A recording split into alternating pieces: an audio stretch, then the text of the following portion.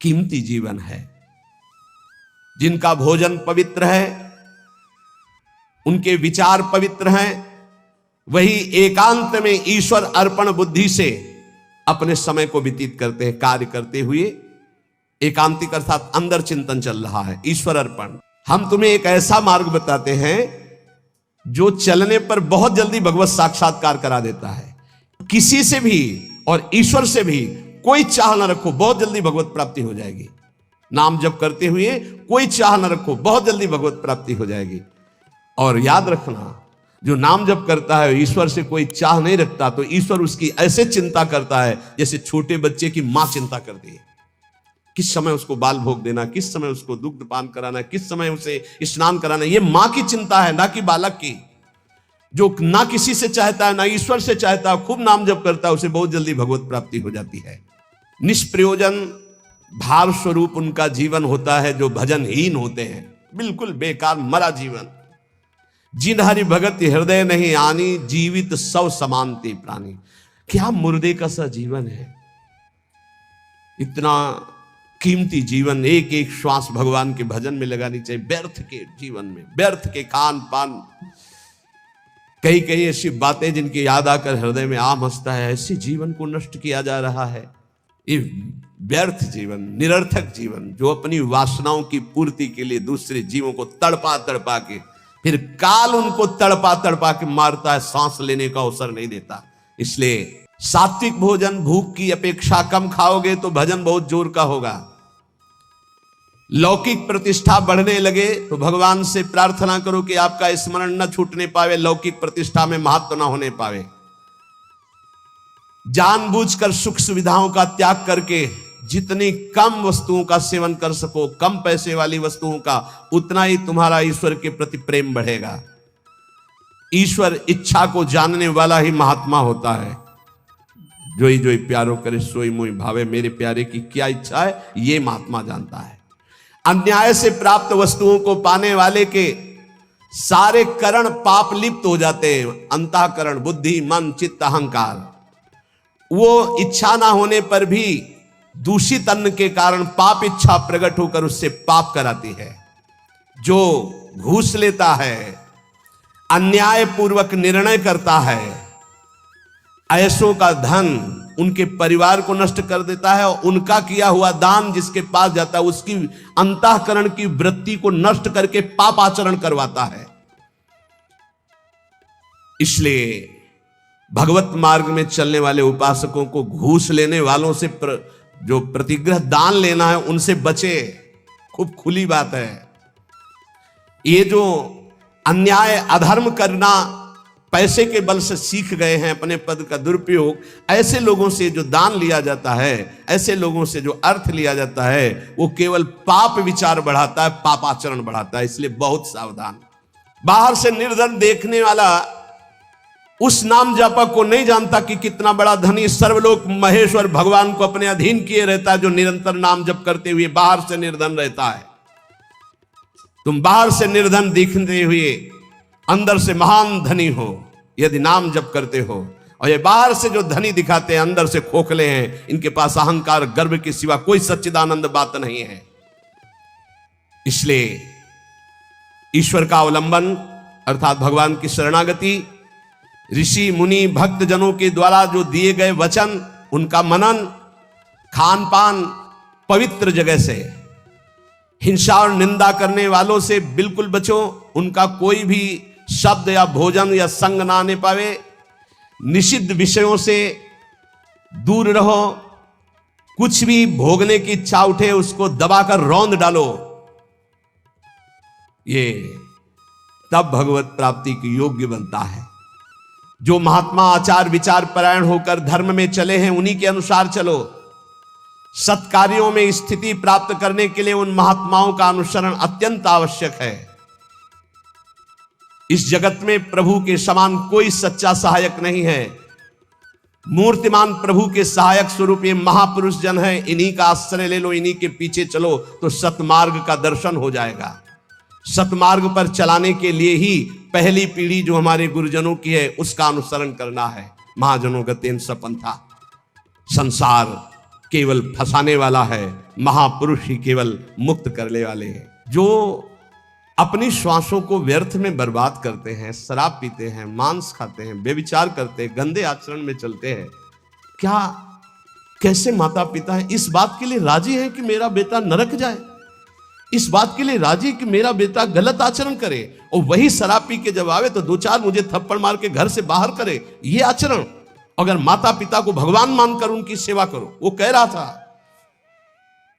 कि आप अपराध भर हमको ना बोध कराएं, तो एक बार अंदर से इच्छा कि अपने बाप को उठा के पटके और खूब धुलाई।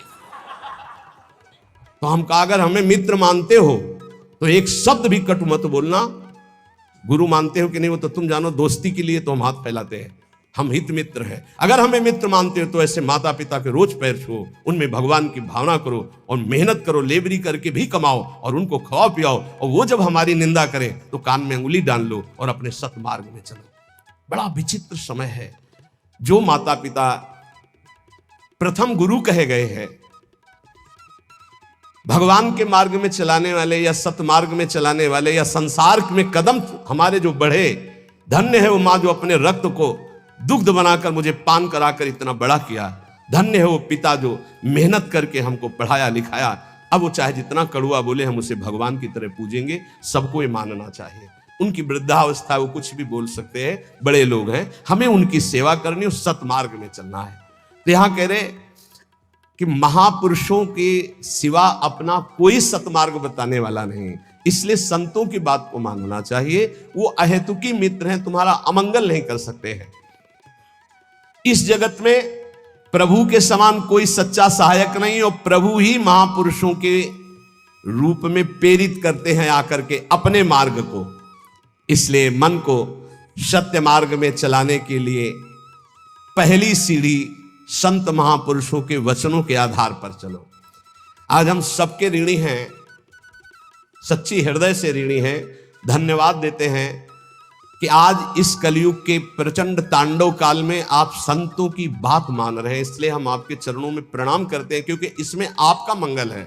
आप स्वस्थ रहेंगे, आप भगवत भजन करते हुए अच्छे आचरण वाले रहेंगे, तो आप हमारे बहुत बड़े हितैषी हुए। क्योंकि आप सुखी हैं, आपका मंगल हुआ, तो मेरे कर्तव्य का पालन हो गया, मेरे साधु वेश का धारण करना सार्थक हो गया। आप हमारे बड़े सहयोगी हैं, आप हमारी भागवतिक उन्नति के बहुत बड़े कारण बन गए। क्योंकि हम धन्यवाद के पात्र तभी बनेंगे जब हमारी बात को मानकर आप धन्य हो जाएंगे। हमारा कल्याण हो गया, हमारा मोक्ष हो गया तो बहुत छोटी बात है। अगर हमारी बात से आपका कल्याण न हुआ तो हमारी बात की बात क्या रहेगी? तो हमारी बात को सार्थक और समर्थ बनाना आपका कर्तव्य है। यदि आपने अपने कर्तव्य का पालन किया तो मेरे कर्तव्य का अपने आप पालन हो जाएगा कि मेरा साधु वेश धारण करना, मेरा जीवन धारण करना, मेरा भजन करना, मेरा सतमार्ग में चलना सार्थक हो गया। हमारे देश के यदि 2-4 हजार लोग भी कुमार्गगामी प्रवृत्तियों को छोड़कर भगवत मार्ग में चल रहे तो हृदय से आशीर्वाद देता हूं। आशीष देने के लिए तपस्या की जरूरत नहीं होती। मां अपने बच्चे को आशीष देती तपस्या से नहीं, दुलार से। आप स्वस्थ रहिए, आपकी बुद्धि स्वस्थ रहे, आपके जीवन का परम लक्ष्य भगवत प्राप्ति आपके हाथ में आवे, आप कभी गलत आचरणों में ना फंसे। अगर वार्ता को सुन करके अपने मन में धारण करेंगे तो निश्चित ये वस्तु आपको प्राप्त होगी, क्योंकि हमारा जन्म सिद्ध अधिकार है भगवत प्राप्ति करना। जो संतों में पूर्ण श्रद्धा रखते हैं, अध्यात्म विषय में चलना चाहते हैं, उनको परमात्मा साक्षात्कार निश्चित हो जाता है। जो संतों में पूर्ण विश्वास करते कि ये जो कह रहे हैं सत्य। कभी भी अगर दान शब्द का आया है तो मन का दान कीजिए, श्वासों का दान कीजिए, अपने जीवन का एक एक कर्म भगवान को समर्पित कर। ये शुद्ध बातें परमार्थ की। अगर कभी दान पुण्य की बात चली तो पहले कह दिया है कि शास्त्र में लिखा है इसलिए पढ़ रहा हूं, हमारी आस्था इस पर नहीं है। हमारी आस्था का विषय हर श्वास भगवान नाम स्मरण हो, यही जीवन का परम लाभ। भगवान श्री कृष्ण चंद्र जी कृपा करके वर्णन करते हैं कि जब साधना अवस्था से सिद्धावस्था में उपासक पहुंचता है तो उसकी स्थिति क्या होती है? बोले यदृच्छालाभ संतुष्टो द्वंद्वातीतो विमत्सरः समा सिद्धावसिद्धौ च कृत्वापि न निबध्यते। अपने आप जो कुछ भगवान की इच्छा से व्यवस्था हो जाती है उसमें वो संतुष्ट रहता है सिद्ध पुरुष। तो साधक को सिद्धों का अनुसरण करना चाहिए। जथा लाभ संतोष सदा काहू सो कछु न चाहोगे, बहुत बड़ी सिद्धि है। यदि अच्छा लाभ संतुष्टो, मांगना बंद कर दो, ना भगवान से मांगो ना किसी मनुष्य से मांगो, मांगना बंद कर दो। यहां कह रहे मांगो मत, तो ऐसे देने के लिए बोलो मत, दोनों बातें संभाल के। भगवान की इच्छा है ऐसे कर दिया, नहीं आया तो बोलना नहीं। कभी तुम बोलो मत और कभी तुम मांगो मत। ऐसे बोलने से अपराध लगता है और ऐसे मांगने से अपने इष्ट की निष्ठा जाती है। और बोल दिया तो कर्जा समझ लेना, और मांग लिया तो आश्रय छूट गया, ये बात समझ लेना। दोनों को अपनी अपनी निष्ठा में रखना है, ना मांगना है और ना देने के लिए बोलना है। ऐसे दे दो, कोई जान नहीं पाया। जैसे हरि रखते हो वैसे रह जाओ, और उसका एहसान मत मानो देने वाले का, तो दोनों का परमार्थ पुष्ट हो जाए। यदृच्छा लाभ संतुष्टो, बिल्कुल ये हम विनोद में बहुत खास बात बता रहे हैं। कभी संतों से, कभी भगवान के सामने, कभी ऐसे जैसे एक आए थे कि हमने कहा था कि हे हनुमान जी हमारा काम हो जाएगा तो आपको मंदिर बनवाएंगे। तो काम तो हो गया महाराज, मंदिर नहीं बना तो हमारी दुर्गति होगी। उनका पक्की, इसमें पक्की इसमें कच्ची नहीं होगी। देखो भगवान के सामने संकल्प मत करो। अगर आपको कोई मांग रखेंगे, देखो सत्संग सुलझाव का है, सत्संग मतलब सुलझना। हमारे बाप हो, हे प्रभु मुझे ये चाहिए, जैसे अपनी मम्मा और पप्पा से मांगते तो कैसे मांगते हैं, हमें चाहिए। उनको हम ये थोड़ी कहते हैं कि हमको ये दे तो तुम्हें हम ये ले आएंगे, तुम्हें वो ले आएंगे, तुम्हें ऐसा प्रलोभन देते हैं क्या? थपड़िया देंगे माता पिता। हमारा बच्चा हमको प्रलोभन देता है, जाल में फंसाना चाहता है, ऐसे थपड़िया जाओगे अगर प्रभु को प्रलोभन। और अगर बड़े दाता बनते हो कि मंदिर बनवा देंगे तो भी काम हो गया, बनवाओ मंदिर। नहीं बनवाओगे तो फिर भगवान का जो विधान है वो आपको फिर परेशान करने लगे। कभी संकल्प मत करो, कभी भगवान के मंदिर में कुछ वादा मत करो, कभी संतों के पास कोई वादा मत करो। वादा करो तो फिर अक्षरशः पूरा करो, नहीं मत करो वादा। अपनी मांग रख दो। संत हैं पिता के समान हैं, प्रभु हैं परम पिता के समान हैं, हनुमान जी हैं हमारे गुरु भाई हैं, हमारे मित्र हैं, हमारे इष्ट के प्रेमी हैं।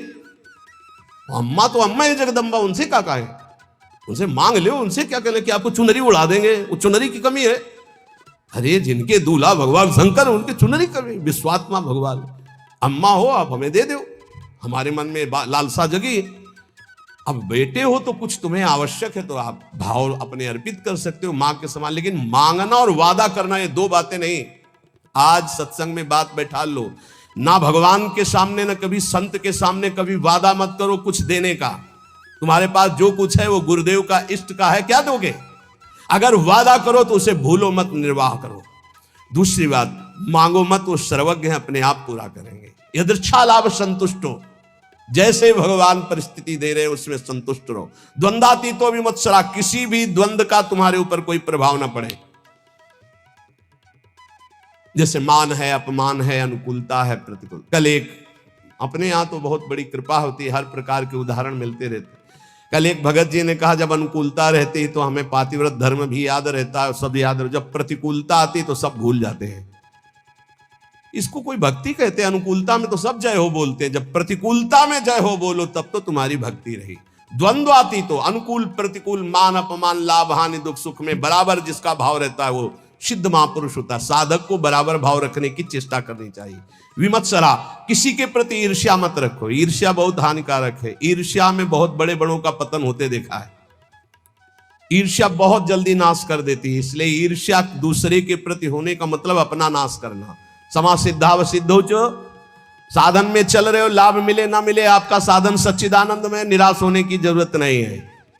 बहुत ध्यान से सुनना, नहीं तो ये आने लगता है कि हमारा इतना समय हो गया भजन करते, कोई लाभ तो हमारे को मिला नहीं। देखो गुरु कृपा से कभी तुम्हें लाभ नहीं दिखाई देगा, गुरु कृपा से। और जब लाभ दिखाई देने लगे तो जान लेना अकृपा आ गई है।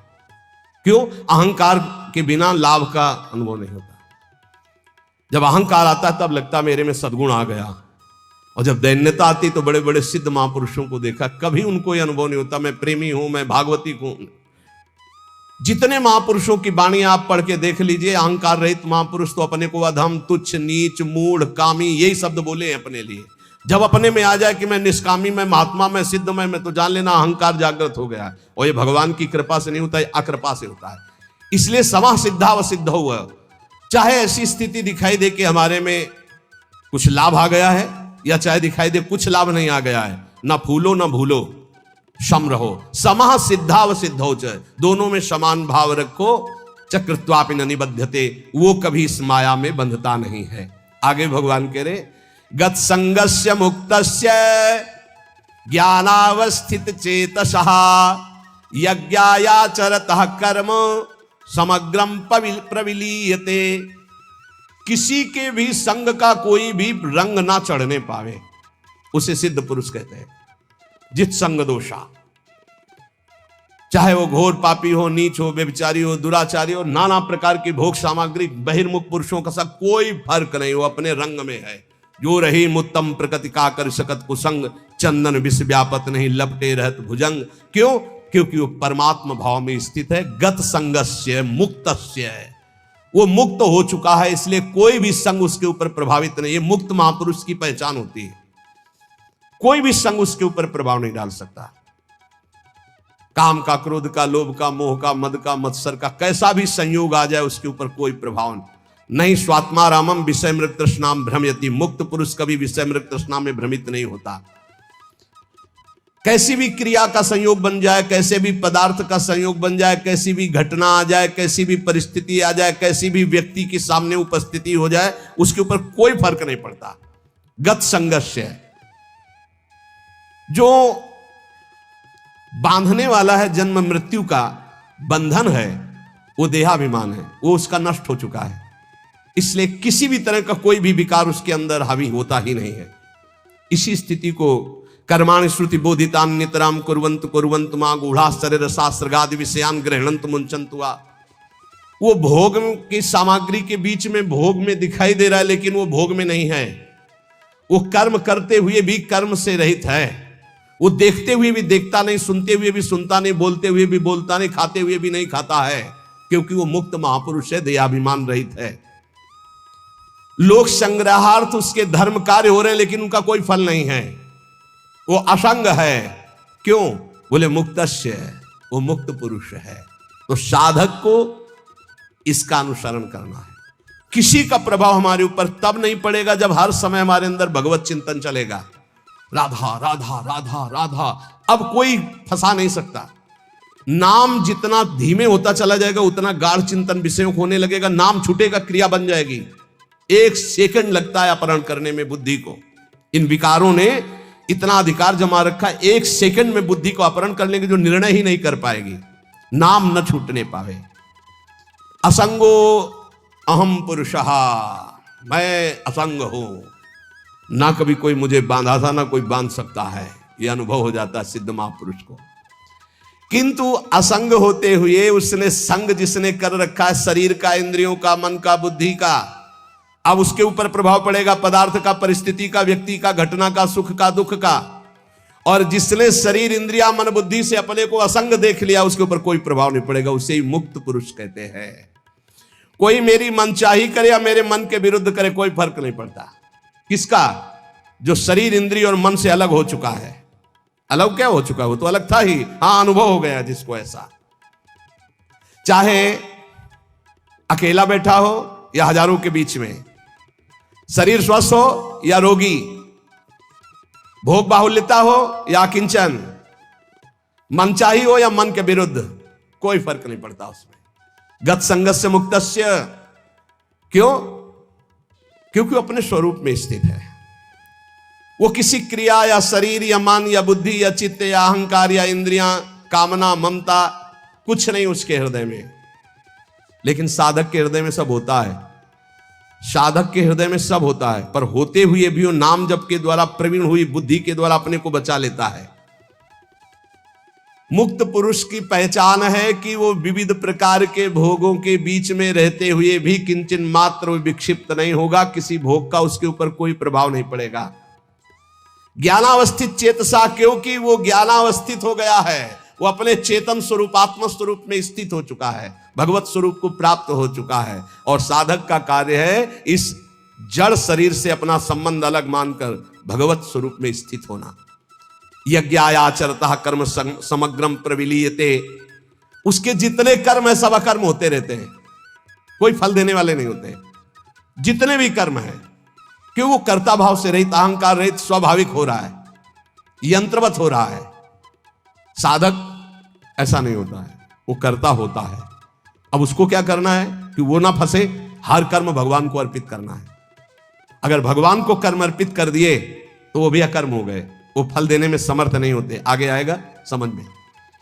ब्रह्मार्पणम ब्रह्म हविर्ब्रह्माग्नौ ब्रह्मणाहुतम ब्रह्मैव तेन गंतव्यम ब्रह्म कर्म समाधिना। कर्ता, करण, कर्म, ये तीन हैं। कर्ता जो कर्म करने वाला है, करण जिनके द्वारा होता है, और जो होता है उसे कर्म कहते हैं। कर्ता, करण, कर्म, इन तीन के द्वारा बंधन प्राप्त हुआ है।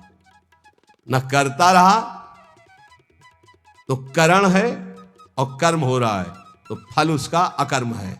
जैसे इंजन बंद कर दे और ढलान में गाड़ी छोड़ दे तो न पेट्रोल का खर्चा होगा, वो अपने आप चलती चली जाएगी। इंजन बंद है, बस ऐसे समझ लो।